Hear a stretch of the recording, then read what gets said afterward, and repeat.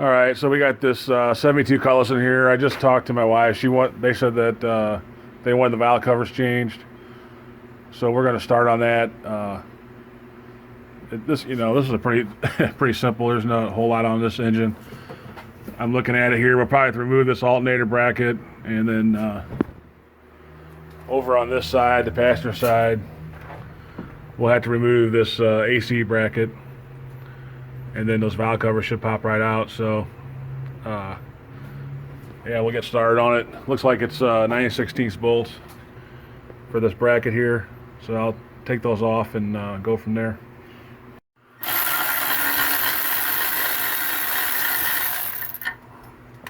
Oop, fell down in there.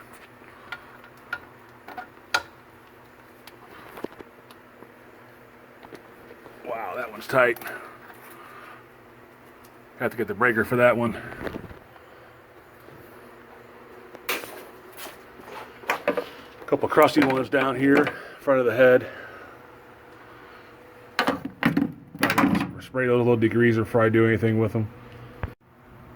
So this is one of the issues working with these older cars. I had to pull, instead of just pulling that bracket off, I had to pull the whole alternator off because this bolt here is so tight on there that if I try to loosen it, it's just going to snap the bolt right off. There's no way that'll come off. And then, of course, this one down here snapped off. So I'm going to have to drill and tap this out and fix that. So, I don't know. I can't even get this wire out without breaking it. So I'm going to drill and tap this out, fix that, and then I'm just not even going to mess with this. I'm going to put it back on. Now, of course, if this car ever needs an alternator, then we'll go ahead and just break this off. But I know 100% it's going to break off if I try to take it off, because I use a breaker bar on it and it was not budging. So there's no way that it's not going to break off. You know what I'm saying? So for now, we're just going to leave this bracket attached to it, and then I'll fix this, and then and that's what happens on these old cars. You got a somewhat simple valve cover job, it turns into something like this. But that's all right. We'll zip this valve cover off next, and then we'll go for the AC bracket. Hopefully that doesn't have the same issues. So it looks like it's, just a bunch of bolts around the perimeter. There's nothing else really in the way, I don't think, to pull this valve cover off. So I'll get those off and then take a look at inside the engine a little bit and get the old gasket off of it. So again, it's just basically a bunch of 3/8 bolts around the perimeter of the valve cover.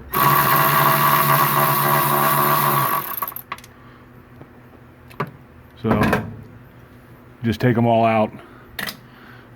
That's all there is to that. We got a few more to go in the back there. And then we'll pull this valve cover off. All right, once you get all the bolts out, depending on how long it's been, you can pull it off. Sometimes these things can be on there pretty good, and you got to pry on them. But this one came off pretty easy. And gas is still in the engine, I guess.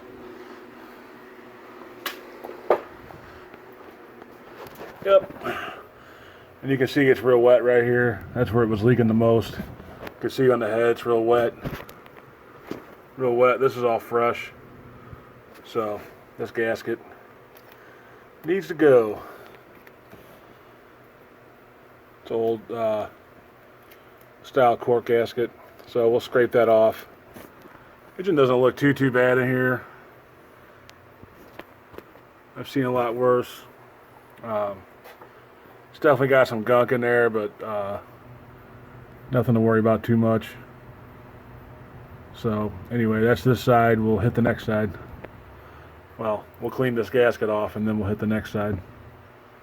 The only other thing I'd be mindful of when you're taking this gasket off, if you're scraping it off, make sure you get all the gasket material out of the engine before you close it back up. You don't want that crap running around your oil. So I'm always real careful, and then I'll spray it all out before I put it back on. But just be mindful of that, because these little, it's not going to come off all in one piece. and you can get a little chunk in here down behind the rockers or whatever, not catch it right away. So just be careful when you're taking it off, especially on the top part here, because stuff will fall down on the head and you want to make sure you get all that crap out. On the passenger side, we got to get this AC bracket out of here, create the valve cover. I already took out a bolt right here, and all that is, well, it holds the AC bracket to the manifold, and it also has a bracket that goes to this heater hose right here. So I took that out. Then there's a long one right here, 9/16, and a little short 9/16 right here. And then there's one down in there, that's 11/16, and that bad boy was tight. So all of them are out, so this thing should come out now. In the perfect world. Just like that. So we got lucky on this side, nothing broke. And I'll probably loosen this bolt right here on the AC compressor just to slide this out of the way. I won't take it all the way out. And then I think we should be able to get it out with this heater hose on. So it's the same thing. We just take all these 3/8 bolts out around the valve cover. We'll pop it out of there. But first I'm going to loosen this up, I think, and let this swivel out of the way. And then we'll take all those out and see how it looks on this side, and see if we got to take anything else off to get the valve cover out, which I don't think we will, but we'll see. Well, the only other thing I would add is on the driver's side, I was able to get all the bolts out with my Milwaukee. And on the passenger side, they all came out except two. This very front one right here, I don't know, it's hard to see.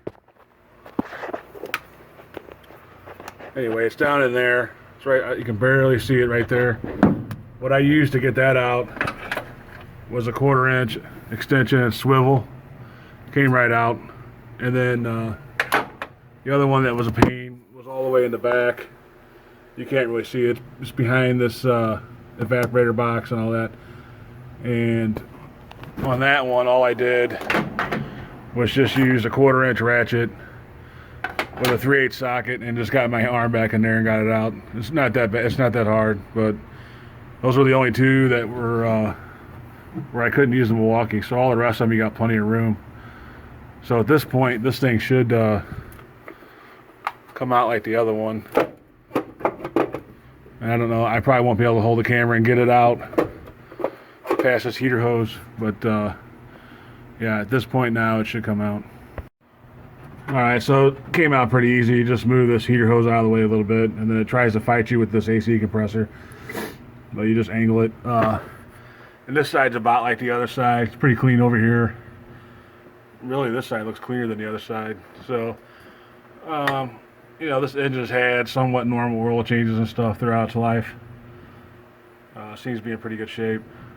So, I don't have the valve cover gaskets right now, so I'm waiting for those. So while I'm waiting for those, I will work on that alternator. I went ahead and took the alternator off, and I think I'm just going to take that big bolt out, regardless if it breaks or not, and just replace it, and then drill and tap that other one out. So I'll kind of go through that. And then the other thing I noticed, this little T-fitting here, this vacuum T-fitting broke. I don't know. Probably when I pulled the valve cover up, you know, all this stuff's real brittle. It's 45 years old or whatever. So I'm going to have to, I might have one laying around the shop, a T-fitting for these vacuum lines here. Luckily it's not one that's bolted into the manifold. It's just a standard T-fitting. So that's, like I said before, that's kind of what you deal with when you work on these old cars like that. Is, you know, this stuff's so brittle. You barely touch it and it breaks. You know, that goes right there. So now she's got a vacuum leak, but I'll fix that before I put the valve cover back on, or after, or whatever, but it'll be fixed before it leaves. So yeah, we're gonna go mess that alternator now. So I got it on the bench here. I fully expect this to break, but I'm gonna try to work it back and forth with the impact here and see if I can get it to come loose. What's probably happened is just over the years, rust has built up inside that shank on the bolt, and it's just not wanting to turn. So I expect it to break, and then I'll just drive it out of there if it does. but maybe I'll get lucky and I'm going to run it back and forth, you know, and try to loosen it up. I'm not just going to put it on there and let it rip. We'll try to be a little finesse about it and see if we can, even if we don't save the bolt, it would still be better than me having to dry the bolt out of there. So we'll try that and see how it goes. All right, so you can see here I got it out. You know, I just put the impact on it and I ran it forward and back, forward and back, forward and back, and that usually knocks the rust loose inside here, really on anything. You know, a lot of times shock bushings and stuff like that will do the same thing. And instead of just putting a big impact on there, a big breaker, and ripping this bolt out and breaking it off, sometimes you can, you know, use a little finesse, back and forth, a little bit of patience. It took me like a minute. But this thing, if I would have just torqued on it with a breaker bar, it would have broke this head right off. And then, you know, depending on how rusty it is, it might be a pain in the butt to get it out of this hole if it's rusted in there. So the easiest, you know, the best way is always to try to use a little finesse and run it back and forth. So it's out, and it's actually not in bad. It's not as bad shape as I thought it was going to be in. So I'm just going to put this on a buffer and clean it all up, and I'll be able to reuse that. So my next thing is going to be getting this little guy out that decided to break. There's not really enough on there. Yeah, it's almost flush in the back. There's not really enough on here to grab, because I could try to heat it up, but you don't want to go too crazy because it's alternator, of course. But yeah, I'll probably end up having to drill and tap this out. So there'll be no saving that bolt. But you know, this alternator is pretty old. It's been on there a long time. So anyway, yep, that'll be the next thing we do. Yeah, I don't know. I wish it would have broke off a little bit more. I could have heated it up a little bit and got something on there. I don't think I'm going to be able to get anything on there. That's all I've got to work with. So I think the next best thing would be to flatten it out with a grinder and then drill through it. So anyway, I'll take you along for that. All right, if you don't do a lot of this stuff, you know, I had some of that sticking out, so I went ahead and took a cutoff wheel and cut the rest of it off so it's level and straight. And the next thing you want to do, if you don't do a lot of this, is take a punch, put it in the center. Put it in the center as possible of the broken off bolt, and tap on it and make a pilot hole for your drill bit. So that, and then you want to start with a small drill bit to start out, obviously, and step it on up. I'm actually not too concerned about saving the threads inside this alternator because you know, you can put a nut on the other end of this if you had to, because it passes through the bracket right here. So a lot of times these will loosen up and they'll come out anyway, but if it doesn't, I'm not too concerned about it. I'll just drill it out all the way and I won't even tap it. I'll just put a nut on the other end, but we'll see how it goes. I know this is basic stuff if you do this quite a bit, but anyway, next thing would be to punch in the center and then start with a small drill bit and drill through.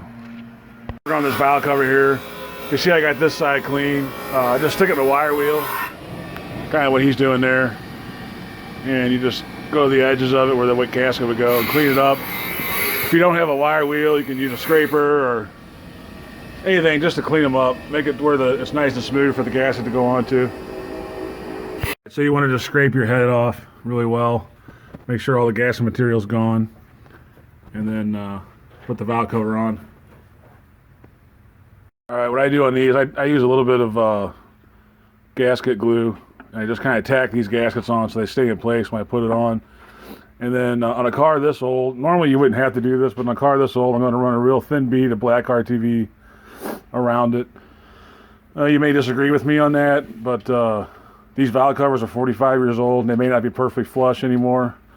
So just a little extra insurance. I don't slop it on, I just put a small bead all the way around it just to give it a little bit of insurance. You know, because like I said, these valve covers are very old, so who knows if they're perfectly level or not. And that just kind of makes up for a little bit of any imperfections. And then we'll set this on the engine, start bolting it back up.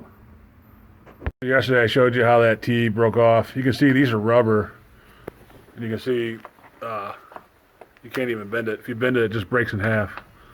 You know, rubber's not supposed to do that.